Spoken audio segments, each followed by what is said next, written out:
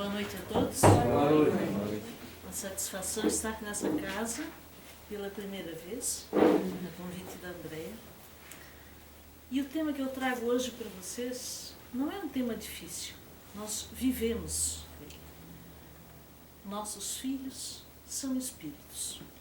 Só para eu me ambientar aqui, quem tem ou teve, e já voltaram para a Pátria Eterna, ou está pretendendo ter filhos, levante a mão. Só para eu me seguir. Beleza, maioria.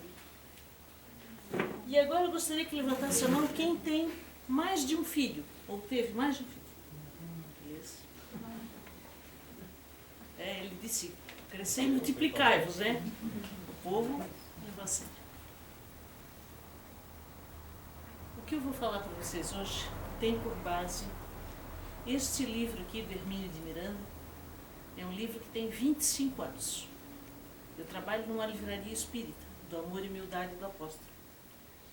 E tirando as obras básicas e a série da Vida no Mundo Espiritual, do André Luiz, Nosso Lar e os outros, é a obra que mais vende e que a gente mais recomenda, principalmente para casais que estão pensando em engravidar. Nossos filhos são espíritos.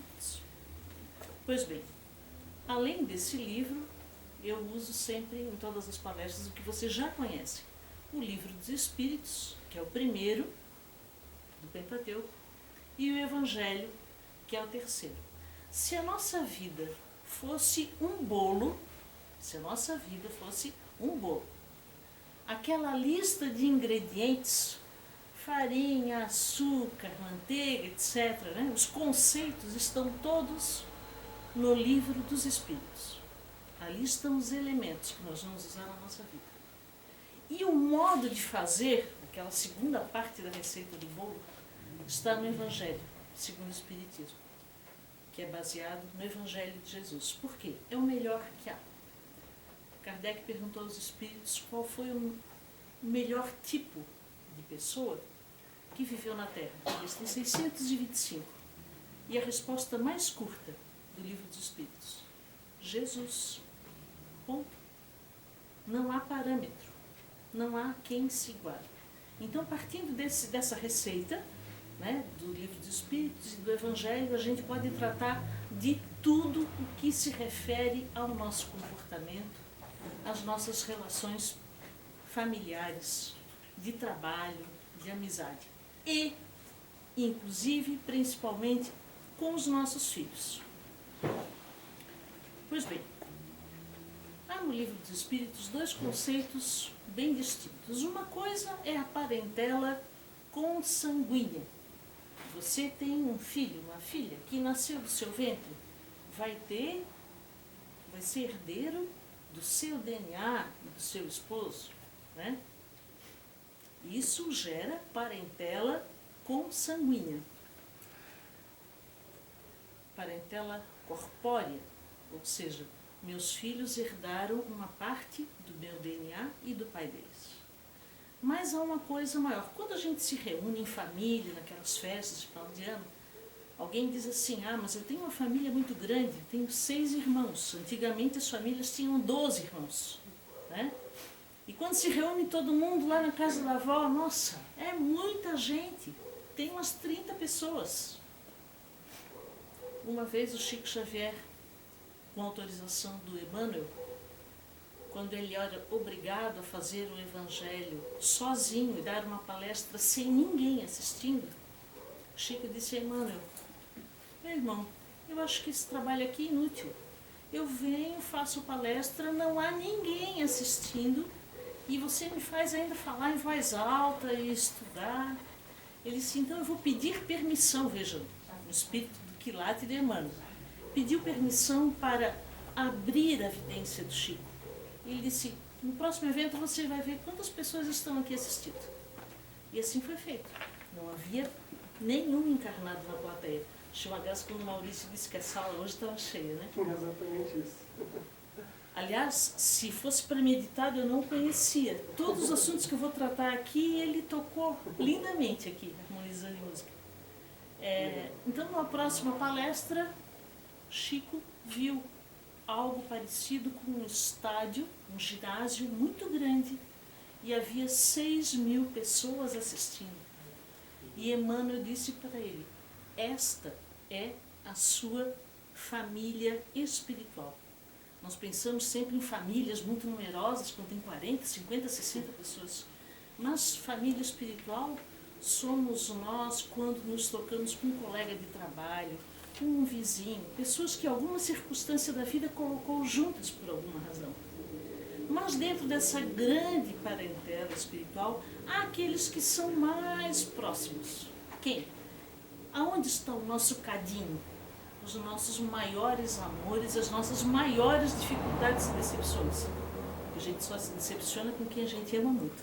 Se a gente não ama, não tem problema. Aonde?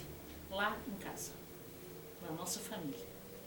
É o nosso cadinho, o maior laboratório para a gente pôr em prática a nossa tentativa de ser melhor, de voltar para a pátria espiritual um pouco melhor do que quando nós aqui chegamos. Pois bem, quem aí nunca chegou em casa, lá na infância e adolescência, e disse para o pai e para a mãe assim: poxa, hoje na escola eu conheci uma pessoa, uma colega, um colega, conversei 5 minutos com ele, caramba, eu fiquei espantado, parece até que a gente é irmão gêmeo, a gente é tão parecido, há uma tal afinidade, não é? E há também o contrário, você chega num ambiente, está todo mundo de bem lá, olha para aquele cristãozinho lá, o cristãozinho parece que já te olha enviesado, e ele não te disse um A, e você já agarrou antipatia da pessoa. Né? Como explicar essas afinidades tão imediatas, simpatias e antipatias, estão na origem dessa parentela espiritual e da nossa memória. Nós não nascemos ontem como espíritos. Se nós estamos aqui, num planeta que está no final do estágio de provas e expiações, a um passo de entrar no mundo de regeneração, quase no meio dos mundos habitados, né, que são 5 primitivos, provas e expiações, regeneração, felizes ou ditosos e os perfeitos, os divinos, nós estamos no meio. Quer dizer que nós já vivemos muito. E quanto mais nós vivemos lá, nós não somos pessoas que têm um espírito, nós somos espíritos que no momento têm essa roupa. Se eu tirar esse casaco aqui, essa roupa, tirar o corpo, eu continuo sendo eu. Não necessariamente Sônia Maria. Já fui Sônia Maria, já fui Antônio José, já fui Carlos, já fui Teresa, já fui Pedro. A minha identidade é una como espírito. A minha personalidade muda a cada reencarnação. Por quê? Porque em cada reencarnação eu vou nascer numa família diferente, numa cidade diferente, vou ter amigos outros, e esse povo tem um determinado costume e eu vou forjar aí a minha personalidade. Quando eu retorno para o mundo espiritual, passado o tempo inicial de perturbação, eu vou me apercebendo de quem eu realmente sou, mas eu vou trazer os valores novos que eu aprendi para esse mundo espiritual, que é onde está a minha vida verdadeira. Porque a minha identidade é una, personalidades são várias. Então, os verdadeiros laços de família não são da consanguinidade, são da afetividade. Porque compartilhar um ancestral comum, compartilhar um DNA comum, gera parentesco. O que cria uma família é afeto, é amor, é a solda que nos une, que nos liga aquele espírito pequeno, que está hoje num corpinho pequeno, médio, grande, que está lá em casa. Meu filho, minha filha, meu neto. Há uma ligação ali que ultrapassa, que transcende a proximidade do DNA. Melhor exemplo não há do que a adoção. Adota-se uma criança, cria-se, é um filho, e o afeto, o amor é o mesmo. Não é verdade? Quem aí tem ou teve filho adotivo que pegou para criar, como se dizia antigamente, percebe isso. Né? Filho é aquela criatura que a gente chamou para amar. Chamou, sonhei, Deus, o que essa mulher comeu no almoço, né? Já está falando bobagem. Chamou. Ah, filha adolescente, porque é obrigação de vocês fazerem isso, porque eu não pedi para nascer. Eu ia dizer, pediu. Ah, pediu. A fila da reencarnação, dizem os amigos espirituais, está gigante. Para vocês terem uma ideia, para cada um de nós aqui, no momento vestindo esse casaquinho corpóreo, nós nos fazemos acompanhar aí por um número variável, de 4, 5, 6, 7 espíritos. Então provavelmente a sala está lotada. Quando a pessoa diz assim, o que eu gosto mesmo é de ficar sozinho, lê do engano. Nós não ficamos sozinhos, jamais. Sabem por quê? Nesse nosso campo áurico, a gente projeta as nossas ideias, aí os espíritos dizem, Sônia Maria é raivosa, vingativa, então eu vou ficar perto dela, eu vou me divertir. Ou então, o Maurício gosta de música, eu também gosto de arte, dessas manifestações, então eu vou andar com ele. Então imaginem, olhem para trás e vejam a carinha da patota que está com a gente. Né? A gente pode mudar de grupinho imediatamente, através da chave do pensamento. Mudo a minha vibração, aqueles amiguinhos que estavam se divertindo ali porque eu era vingativa, porque eu era violenta, eu disse, não, mas a Sônia não está mais assim agora, não tem mais diversão aqui. Vou procurar outro lugarzinho. A amiguinha lá é violenta, então a gente vai ficar ali pertinho. Não é? Então há uma dinâmica, assim como a gente se movimenta, eles também. E tudo parte do nosso pensamento, da nossa vibração.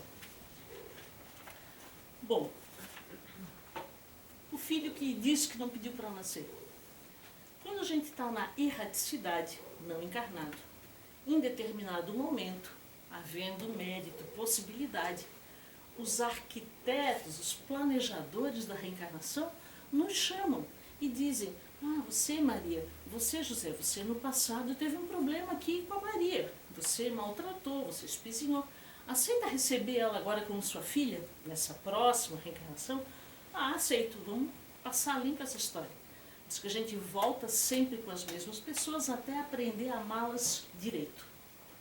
Quando lá em casa tem um filho que dá problema, né? Aquela família toda candura, todos da paz e do bem. Nasce um gêniozinho ali ligado aos amiguinhos das trevas. Aquela criança que cansa só de olhar, dá cansaço. Né? Por que essa criaturinha está na minha família? Porque eu pedi por isso, eu aceitei essa condição, certamente é alguém para quem eu devo, e não é pouco, é muito. Por isso vem agora como meu filho, para que eu use a minha energia, a minha boa vontade para proteger e para aprender a amar essa criatura, que eu não amei direito no passado. Então a gente está sempre passando a limpo histórias que a gente escreveu em linhas tortas no passado. Né? Isso conduz os nossos membros. Aí alguém pensa assim, poxa, mas aquela família ali, passa problema ali, né? Família de gente violenta, gente viciosa, não é nem uma condição material, é uma condição moral mesmo, barra pesada ali aquele povo. Nasce ali um anjinho de candura, um doce de criança. Para quê? Para ajudar a família a subir de degrau, para dar bom exemplo. Porque exemplo não é a melhor maneira de educar, é a única maneira de educar. Né? Quem tem filho pequeno sabe que eles têm uma antena de barata longa pra caramba. E eles não prestam muita atenção no que a gente fala. Quem é mãe sabe disso. Quantas vezes a gente diz, fulano, sai do banheiro, lava as mãos, apaga a luz e fecha a porta. Né? Quando é pequenininho, médio, grande. A gente repete, porque eles não prestam muita atenção. Mas vai a mãe fazer alguma coisa errada para ver se eles não estão com o olho que é uma coruja, observando nos mínimos detalhes. E podem até não falar nada, mas percebem no ar, quando os adultos da casa estão enfiesados. Né? Com as crianças, com os filhos, a gente desenvolve uma linguagem que não é verbal, uma linguagem que é gestual, que é muito do olhar, muito do afeto. Né? Dizem que educar a criança é mais ou menos como soltar pipa, né?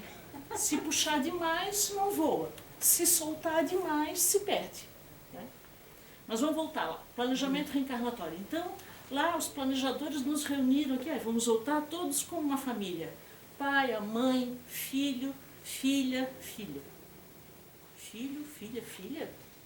Por quê? A gente troca, então, de gênero de uma reencarnação para outra o tempo todo. O tempo todo. Quando a gente se dedica mais a estudar esse assunto, a gente percebe o quão cruel é rejeitar uma pessoa por conta da orientação de gênero que ela tem. Porque hoje nós estamos nesse papel, nesta roupa, no meu caso, roupa feminina, mãe de família.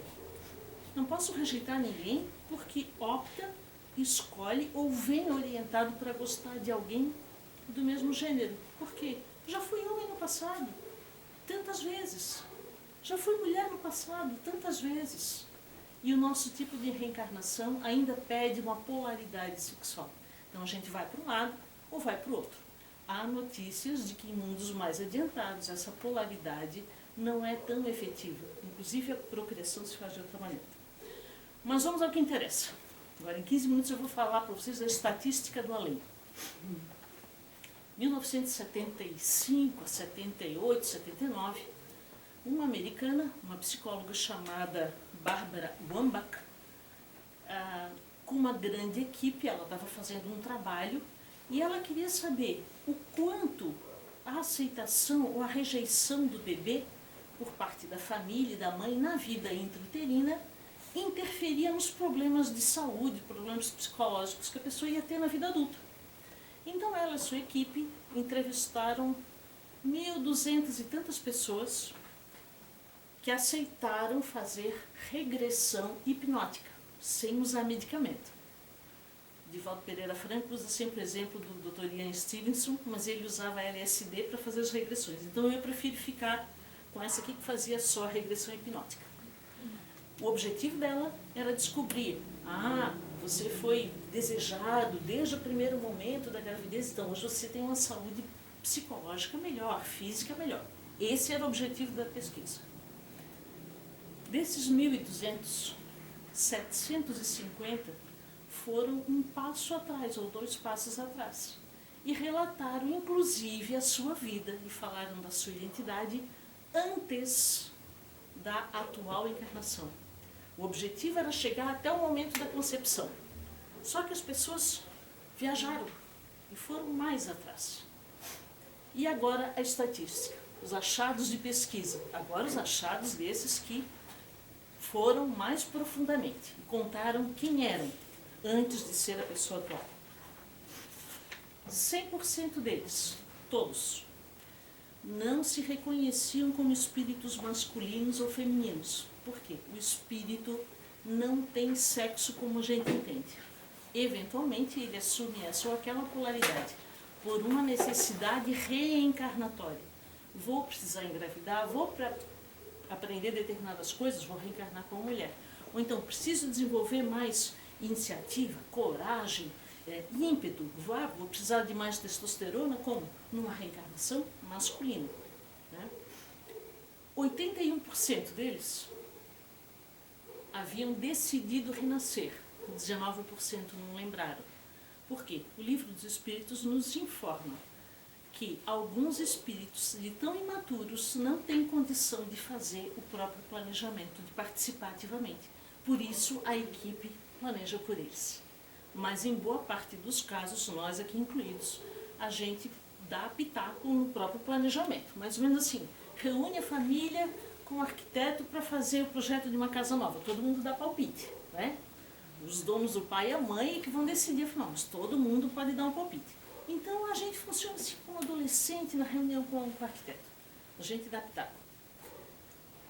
68% estavam com medo, relutantes, resignados com a perspectiva da nova encarnação. Com medo. Por quê? Porque sabem do esquecimento, porque sabem que os planos podem falhar, porque a gente pode falir. Uma prova bem simples, a gente pode falhar.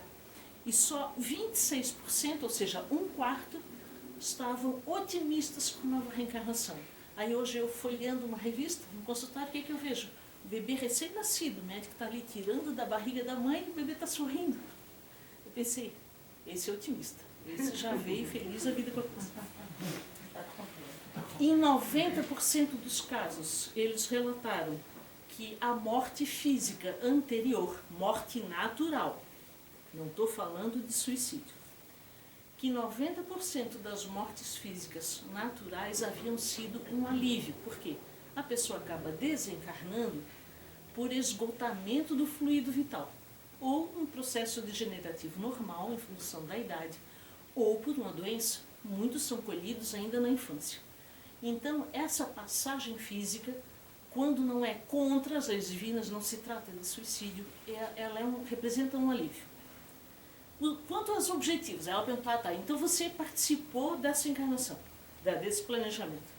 O que eles diziam? Todos, que o objetivo principal deles era aprender a relacionar-se com os outros e a amar sem ser exigente e possessivo. Tá fácil isso aqui, né?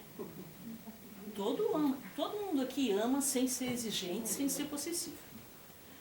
28%, quase um terço, vieram para desenvolver a solidariedade com o semelhante e desenvolver a consciência superior. Então, pelo menos um terço reencarnou com muito boa vontade. Não quer dizer que todo mundo vai passar no final, vai passar de ano, não é? 0%. Ninguém, nenhum deles disse, eu vou reencarnar agora para aumentar a riqueza, o status e o poder.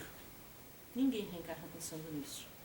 Ué, mas como é que tem gente que se desvia tanto de rota depois que nasce?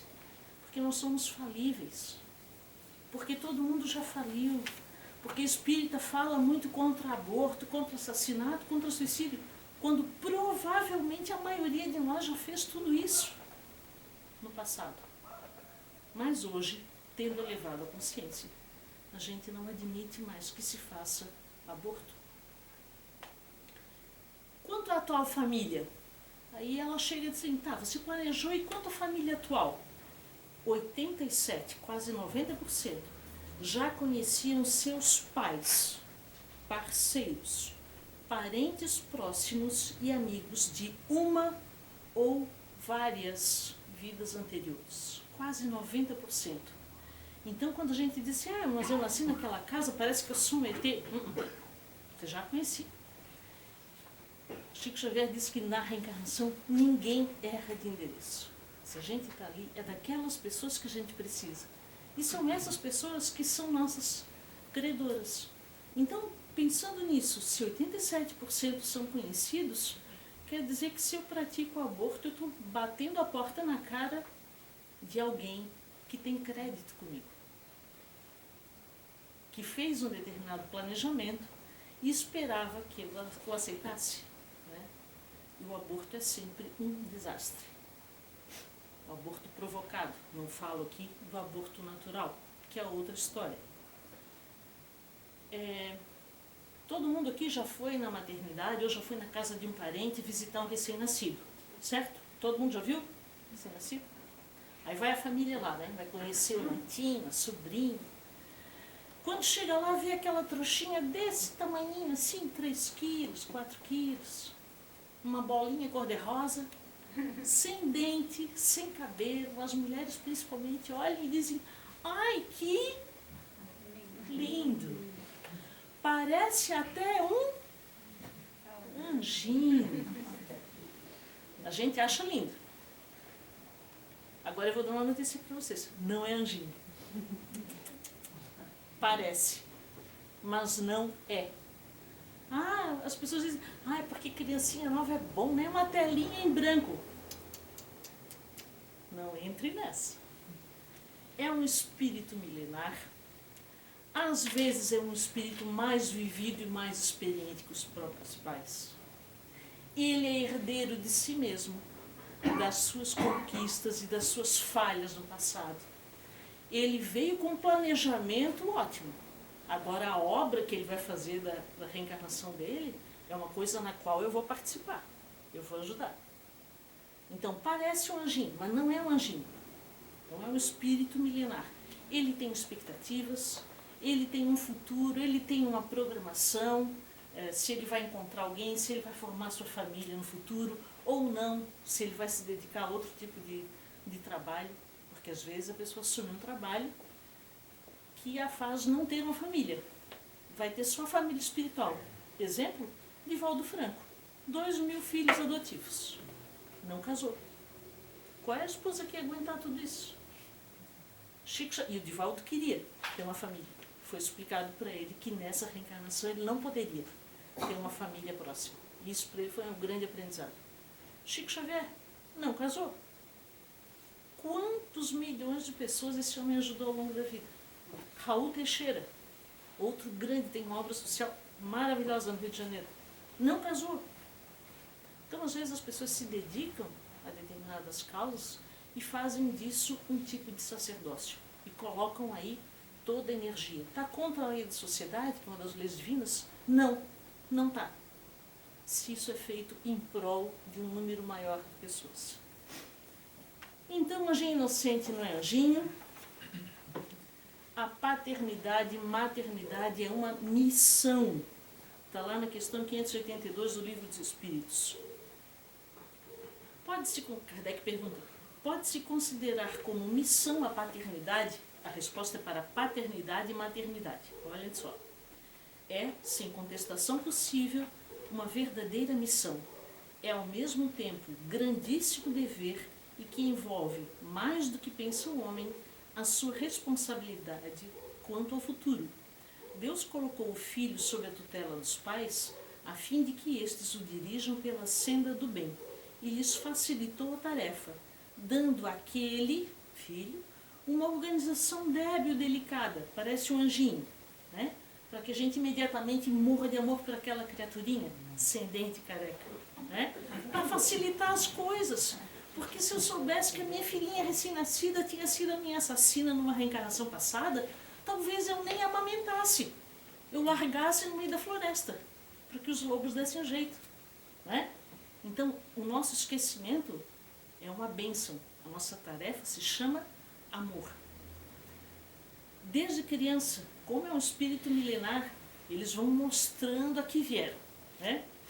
Então tem aquela criancinha que nos desafia desde bem pequenininho. O Livro dos Espíritos diz que, aliás, eu vou usar agora uma expressão que é do Bezerra de Menezes. Ele diz assim, que os pais reclamam que filho vem sem manual de instrução. Ele disse, é mentira. Só fala isso quem é desatento, descuidado ou preguiçoso. Porque desde muito pequena a criança já mostra que veio. Pequenas palavras, pequenos gestos, avançar na comida do irmão, né? Bater na irmãzinha sem necessidade, quebrar o brinquedo dos outros, ou estender a mão, beijar o dodói do amiguinho. Né? Pequenos gestos. Quem é pai e mãe tem que ficar ligado. Como eles têm antenas longas e grandes, a gente tem que desenvolver as nossas. Eu que sou mãe, eu sempre tenho a intuição, né? A gente tem aquela sensação ruim. Meu Deus, estou pensando na minha filha, a sensação ruim. Foi um acidente de carro que ela teve. Né? Isso a gente vai desenvolvendo com o tempo. Mas eu estou falando em observar desapaixonadamente. Porque a gente ama tanto, tanto, tanto a criaturinha pequena que nasceu com uma compleição débil, né? Tá ali no meu braço, ai, tudo amor. Que a gente bota um óculos de lente cor-de-rosa também para observar o comportamento dos filhos quando está torto. E diz assim, olha lá na marcha, está todo mundo marchando errado, só o meu filho está fazendo certo. Não é? Não é verdade? Sócrates dizia, não deverão gerar filhos quem não quer dar-se ao trabalho de criá-los e educá-los. Criar um filho é fácil? É fácil. Tendo condição material, compra leite, faz uma madeira, compra roupa, manda para a escola, alimenta, bota num quarto e cria o filho. Isso é fácil. Tendo condição material é fácil. Educar um filho dá trabalho e não é pouco e não acaba nunca essa função. Tenho filhos do coração, tenho filho de 36, de 30, de 19. E agora está chegando em casa mais um agregado de 23 que eu também estou ajudando a cuidar. Não acaba nunca esse troço. Aí eu fui falar para minha mãe isso. Minha mãe está com 76 anos. Disse, poxa mãe, achei que quando eram pequenos, depois que crescesse, meu mais trabalho. Mas o trabalho continua. A minha mãe, doce, olhou para mim, tirou os óculos e disse assim, bem-vinda ao clube, minha filha. É isso. Os filhos crescem e com eles os problemas. E com eles as preocupações. Né? Como é que eu posso ajudar o meu filho sem interferir? Ore por eles. O que é oração? É o nosso Wi-Fi com Deus. Wi-Fi gratuito, 24 horas por dia. Você pode descer, está no 5º andar do subsolo, camadas e camadas de concreto. A prece alcança sempre o destinatário. Nós estamos imersos num oceano de fluido cósmico universal, que permeia tudo, todos os tipos de materiais, da terra, sólidos, minerais, vegetais. Então, Pai, me ajuda, que seja verdadeiro, profundo, vai ser ouvido. Vai ser atendido? Depende.